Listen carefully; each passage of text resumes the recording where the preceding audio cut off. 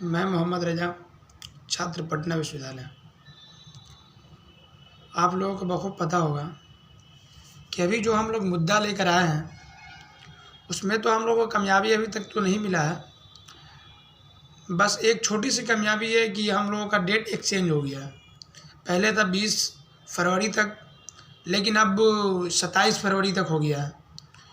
तो इसमें हम लोग को क्या करना है कि लोगों की जो एक्टिविटी देख रहे हैं, जैसे हम लोगों के साथ में जो दोस्त है उन लोगों का जो एक्टिविटी देख रहे हैं, चलो हमने तो इतना दे दिया, और लड़की लोग खास करके सोचती होगी कि मेरा तो उतना ही पेमेंट लग रहा है जितना पहले था। लेकिन आप लोग ये मत भूलिए कि इसके लिए भी कभी हमारे सीनियर लोग लड़े थे, इसके लिए भी कभी रोड पर आए थे, तब जाकर आप लोग का ये फीस तय किया गया था। आज हम लोगों के लोग ये लोग जो लड़ रहे हैं ये अपने लिए नहीं लड़ रहे हैं, ये हम आप लोग के लिए लड़ रहे हैं। आने वाले हमारे छोटे भाई बहन सब पढ़ेंगे, वो लोग भी सोचेंगे कि हमारे सीनियर कैसे थे जो इस मुद्दे पर गौर नहीं किए और इस मुद्दे को उठाए भी नहीं। और अभी जो हमारी समस्या है फीस वृद्धि के लेकर, क्या ये समस्या और ये समाधान सिर्फ विरोध करने से बनता है? नहीं। अगर मानिए कि हम 10 आदमी जाते हैं तो हमारे पास हमारे क्लास में जस्ट 66 लड़के हैं, लड़कियां लड़के दोनों मिलाकर इतना है। तो आज हमारे प्रेजेंट हो रहे कितना 5 से 10% बच्चे हैं। तो इससे क्या हुआ कि हमारी जो एकता है उसको बल नहीं मिलेगा। और यूनिटी पावर, आप लोग बखूब जानते हैं कि एकता में शक्ति है। अगर हम लोग चाहें तो ये जो समस्या का समाधान है उसको चुटकी में निकाल सकते हैं, अगर नहीं चाहे तो फिर नहीं निकल जाएगा। लेकिन हम लोगों को खुद ये तय करना होगा कि हम लोग आखिर चाहते क्या है। जो जूनियर आएंगे वो भी सोचेंगे कि हमारे जो सीनियर थे वो मेरे लिए क्या कर गए हैं, वो उसको उस मर्यादा को आगे बढ़ाने की कोशिश करेगा। अभी पटना विश्वविद्यालय पूर्वी का ऑक्सफोर्ड कहलाया जाता था, लेकिन अभी की समस्या में क्या है कि तमाम समस्याओं से जूझ रहा है पटना यूनिवर्सिटी। इसको आगे बढ़ाने के लिए हम लोग जैसे आगे आ रहे हैं, आजकल हमारे यूनिवर्सिटी में नेता भी बहुत हो गए हैं। तो नेता हुए हैं, हम चाहते हैं कि नेता ठीक है, लेकिन अब इतना भी नहीं होना चाहिए कि कोई मुद्दा से भटक कर इधर आ जाए। हम लोग स्टूडेंट हैं, हम लोग नेता में अगर इंटरेस्ट नहीं लेंगे, अपने देश की राजनीति में इंटरेस्ट नहीं लेंगे तो कौन लेगा इंटरेस्ट? हम लोगों को ये सबसे छोटा मुद्दा है, राजनीति सीखने का सबसे छोटा मुद्दा ये।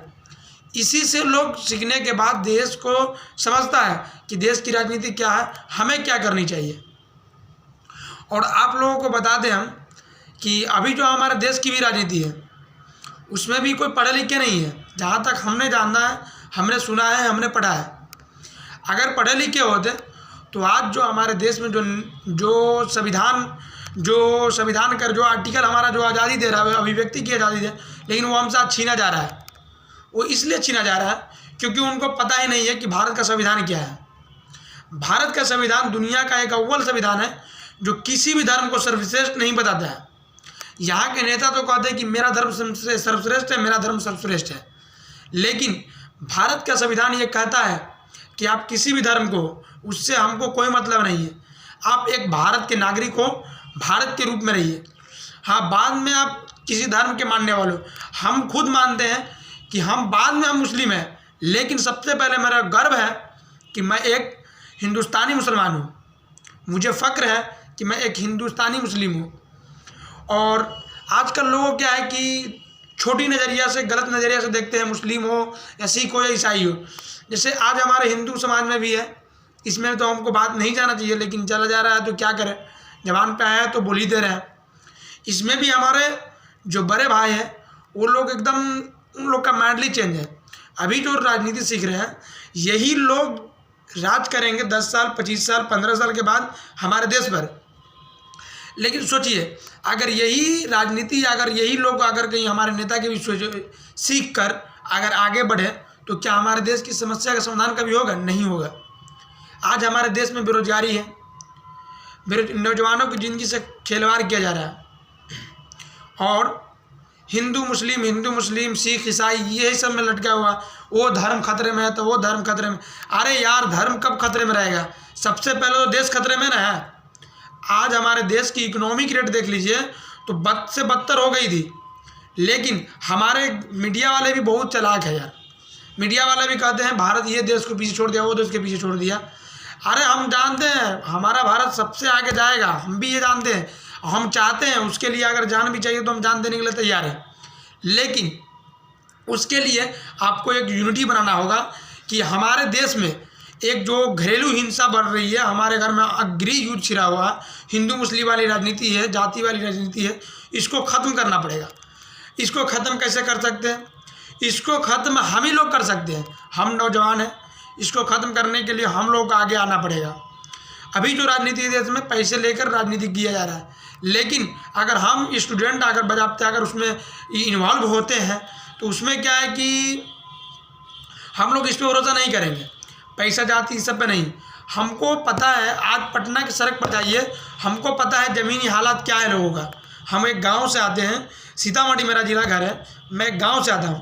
हमें पता है कि हमारे गांव की हालात क्या है, हमारे पड़ोसी गांव की हालात क्या है।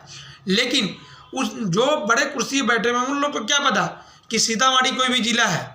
सीतामढ़ी वहाँ सीता जी की नगरी कहा जाता है, लेकिन सीतामढ़ी में आज तक एक पुल निर्माण नहीं हो पाया। उसको ब्रिज जो बनता है उसको आज भी ट्रेन आया तो गाड़ी घंटों खड़ा रहता है। तो इसके लिए हम छात्र को आगे आना पड़ेगा, और आगे आएंगे उसी बेसिस पे जिस बेसिस पे आपको भी आना पड़ेगा।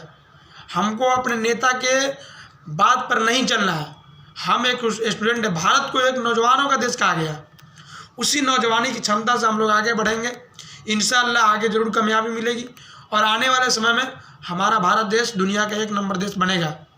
ये हम लोगों की दुआ है, आप लोग भी दुआ कीजिए। आने वाले समय में हमारा देश एक सशक्ति विकसित देश बने। अभी विकासशील है हमारा देश, लेकिन विकसित देश हमारा एक देश बनेगा, हमें पूरा भरोसा है।